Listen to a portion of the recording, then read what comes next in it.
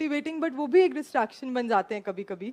तो उसमें भी I use to interact very less as far as possible जब मैं पढ़ रही होती थी। तो I being a morning person, so I use to get up 5 AM, तो जब क्लासेस लगाती थी तब तो I use to get up around 4:30, but उसके बाद भी I continued that practice 5 AM तक I use to get up. And I made it a point कि 5 to 10 AM का जो टाइम है उसमें I do not interact with any one from the family also. तो उसके लिए मतलब मेरे को थोड़ा कहते भी थे घर वाले कि कई बार जैसे ग्रीन टी या फिर चाय चाहिए तो वो भी आई विल नॉट गो नीचे, मतलब my room was on the first floor. तो I had requested my mother and father कि प्लीज़ आप चुपचाप आइए वो रख के, और प्लीज़ जाते बनिए, गुड मॉर्निंग भी बाद में कर लेंगे, बिकॉज वो थोड़ा सा टाइम ही डिस्ट्रैक्शन बन जाता है। कई बार उन्होंने कोई बात की कि कल ये हुआ घर पे, कल ये आए, तो I use to make sure कि जब I am awake and it's my productive time, I do not talk to anyone, so I avoided going there। अपने रूम में रहती थी या फिर टेरेस पे जाके as per the weather I used to go, I used to ask them to give me my refreshments वहीं पे सुबह के 4-5 घंटे।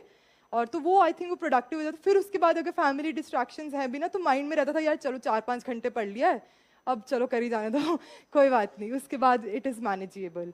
फिर शाम के पीरियड में वी कैन रिलैक्स, तब उनके साथ स्पेंड करें। तो which ever time you feel is the most productive for you, उस टाइम में यू मेक श्योर कि आप किसी के साथ इंटरैक्ट ना करें, या फिर बता के रखें कि this is the time I would not be entertaining anyone, irrespective of whether you are a family member, whether you are a friend. तो उतना फिर आपको थोड़ा सा रखना पड़ेगा अपने ऊपर कंट्रोल, और उनको भी क्लैरिटी के साथ ये मैसेज और ये रिक्वेस्ट करनी पड़ेगी।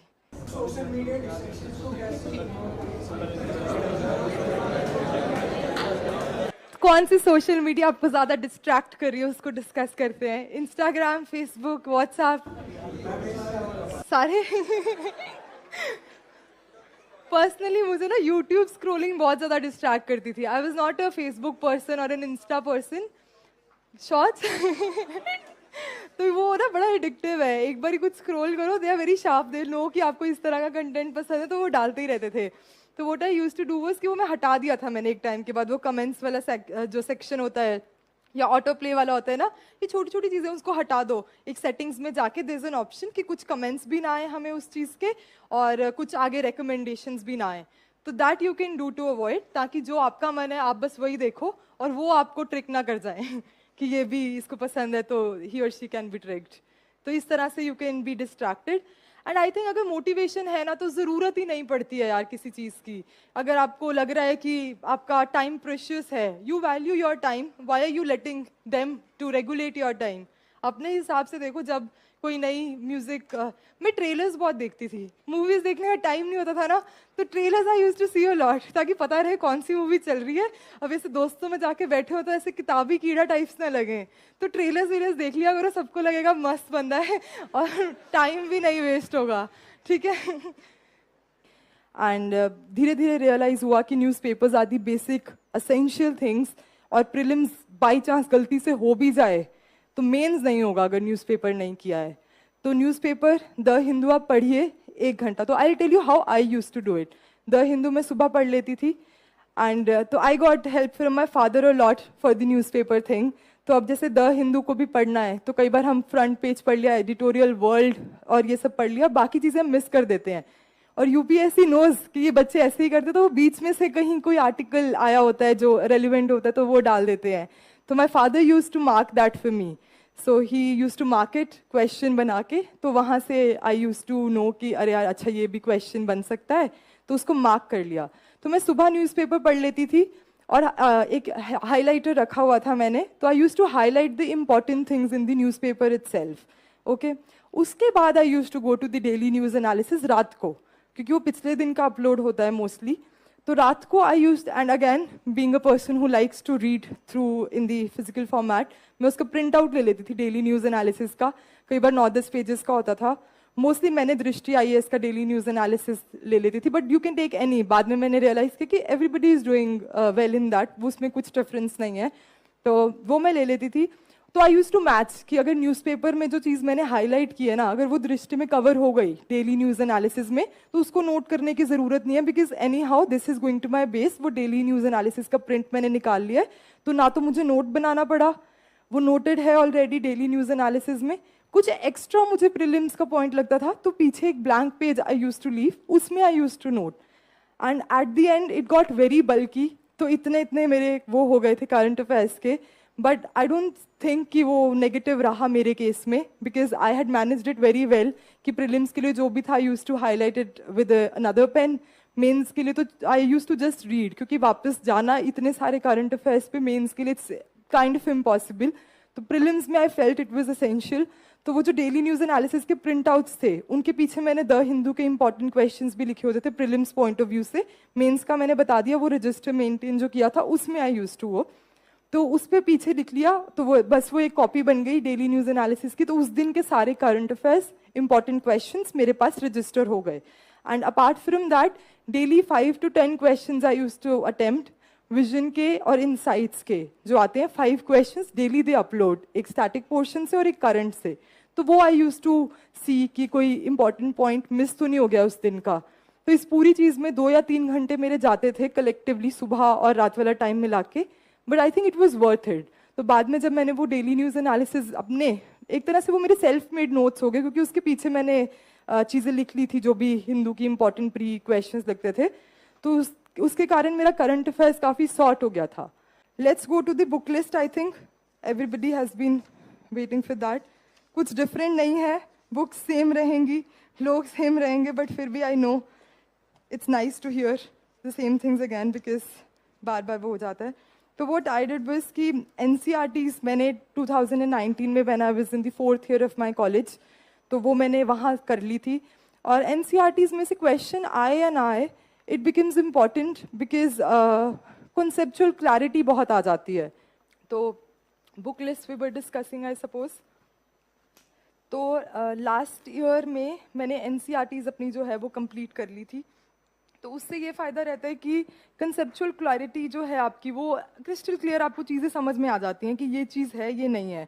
कई बार प्रीलिम्स में आए क्वेश्चन ना आए डजेंट मैटर, खुद को जब चीज़ें क्लियर होती हैं तो मेंस में भी काफ़ी हेल्प मिल जाती है।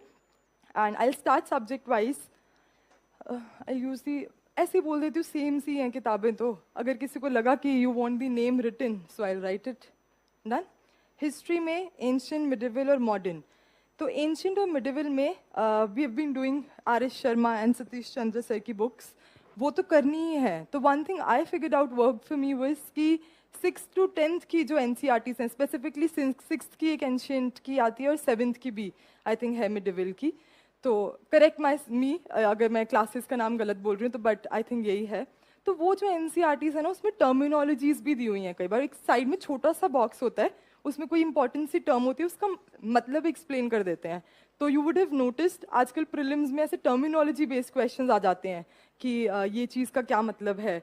तो वो उधर से इजी टू गेट क्वेश्चंस हैं, और उसने मुझे 4 मार्क्स फेच किए अपने प्रीलिम्स में, और वो लास्ट के कुछ दिनों में आई रिवाइज्ड दोज NCERTs। तो ये चीज़ आप ऐड कर सकते हैं, will consume less time but will fetch you marks. Polity में, मॉडर्न में spectrum was the key. Polity में भी हाफ लक्ष्मी सांत सर की बहुत ही अच्छी बुक है, तो that I use to follow. Environment is something which is becoming very important nowadays. तो उसके लिए एक तो साइंस एंड टेक के जो क्वेश्चंस और बायो के मिक्सचर में जो आते हैं ना, वो ना साइंस में सही बैठते हैं ना इन्वायरमेंट में, बट वो आ जाते हैं। तो उसके लिए बायो की जो NCERTs है ना, एक तो वो लास्ट के 4 तो बोलते ही हैं सब कि लास्ट के 4 चैप्टर्स कर लो, तो थोड़ा सा खुद का दिमाग भी लगा लेना। उसने आगे भी दिया हुआ है जीन्स पे, जेनेटिक टेक्नोलॉजी पे। तो ये जो क्वेश्चंस है बायोलॉजी की NCERT से, और इसमें आपको एक फ़ायदा ये भी रहेगा कि जो प्रीलिम्स के बाद जो आंसर कीज आती है ना, उसमें बहुत जो डिस्प्यूट रहता है कि ये सही है कि वो सही है, जो NCERT में दिया होता है वो मोस्टली सही रहता है। What I have analysed from the previous year question papers और उनकी आंसर कीज को। तो इसलिए भी NCERTs इंपॉर्टेंट हो जाती हैं, because they will go by standard books.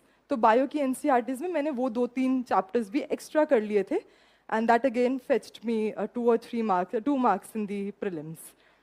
और इन्वायरमेंट के लिए वही है कि if you come across any species in the news और you come across a national park, तो please make it a point कि आप फटाफट गूगल कीजिए कि मैप में कहाँ पे है, कौन सी रिवर पास थ्रू कर रही है उसके। तो इस तरह के क्वेश्चंस, ये प्रीवियस ईयर क्वेश्चंस में जब आपने देखे होंगे ना कि these kind of questions are important, तो फटाफट you can just Google them right at that point. कई बार भूल जाते तो रिविजन भी हो जाएगी आपकी, कभी पहले पढ़ा है तो takes just hardly 5-10 seconds to Google it, just Google it fast. तो इस तरह से you can prepare. And I used to follow Shankar IAS sir की जो book है, तो वो उसकी जो book है वो environment के लिए I followed. उसको भी मैंने end to end नहीं पढ़ा था, but you will know when you see the previous year question papers कि क्या important है और क्या नहीं है. ये elephant reserves, tiger reserves, ये सब बहुत important हो जाते हैं. And I think they're very easy marks to get. तो 50 या जितने भी अब हो गए हैं टाइगर रिजर्व्स, एक बार ही उनको देख लेंगे आप कि कितने हैं, तो doesn't take a lot of time but gives you marks. और अब ये थोड़ा टेक्निकल और हो गए हैं कि इसमें स्पीशीज कौन से हैं और इसमें आगे रिवर्स कौन सी पास थ्रू हो रही हैं, तो वो चाहे सबका you can, if you do not want to google सबका मत करो, but whatever is in the news that you can google. Geography में we have the 10th, 11th and 12th class NCERTs, more than sufficient, but उनको अच्छे से पढ़ो. Every line you should understand, make it clear. तो कई बार भी like कि हाँ वो पढ़ ली है, बट उसी में से क्वेश्चन आ जाता है and we are not able to attempt, and that is very sad. These type of questions you should not miss if you are a serious aspirant. Plus GC Leong book मैंने follow की थी. And map work becomes very important. तो कई बार मैंने देखा aspirants maps लगा लेते बड़े बड़े, इधर भी मैप है और वो कभी नहीं दिखता है. और मेरे केस में भी I had to remove those maps क्योंकि I never use to walk to them. तो आई लाइक इसको रिमूव करते हैं and google and the atlas, make it your source. तो गूगल कर लीजिए मैप पे कोई भी चीज़ आई, you know the type of questions that are going to come. और 2 या 3 क्वेश्चंस मैप में से आ ही रहे हैं हर साल, 1 or 2 here and there. तो any place which is in news तो please google it. And again वही स्ट्रैटेजी कि अगर इंडिया की प्लेस है तो नेशनल पार्क आसपास कौन सा है, स्पीशीज़ कौन से हैं उस प्लेस में, तो this way you can go about it. Art and culture में we have the NCERT of class 11th, Fine Arts NCERT. Along with that, I did Nitin Singhania sir's book also very well. And I think that art and culture is one thing जिसमें से अगर question आ जाए and you are able to attempt, again easy marks. Because these do not fall into the unpredictable category at least. So what makes this exam unpredictable are not these questions. So if you're getting these wrong, then there's seriously something wrong with the preparation. तो ये please आप ध्यान रखें. Science and tech भी आजकल it's very important nowadays. That is mostly dynamic from the current affairs. जो test series मैंने join की थी, I think उससे काफ़ी help मिल जाती है. International relations again dynamic. Economics में I had not referred to any book because एक तो NCERTs I felt were really very useful. Economics की भी +1 +2 की भी. उसमें से एक NCERT है जो थोड़ी ज़्यादा टेक्निकल है, कई बार उसमें से क्वेश्चंस नहीं आते हैं, तो that you can skip. And I had my notes from the Sharma sir वाली class. I thought they were very comprehensive. और स्कीम्स वगैरह जो भी आती रहती हैं वो करंट में आपकी कवर हो जाएंगी. And along with these books, what I made a point was, while revising, I will revise these, plus I will revise the test series that I had given, जो subject की, and I'll do their analysis. जितनी भी test series, जैसे अगर economics के जो papers आपने attempt किए उसको साथ में ही रखिए, इन बुक्स के साथ में you keep them and in the end revise them together. Holistically prepare a subject. तो करंट कवर हो गया, स्टैटिक कवर हो गया. I think takes very less time अगर इस तरह से हम उसको एनालाइज करें. And previous year question papers हो गए. तो ये 3 चीज़ों का amalgamation takes care of a lot of your preparation. So these are the book lists. Hope I'm not missing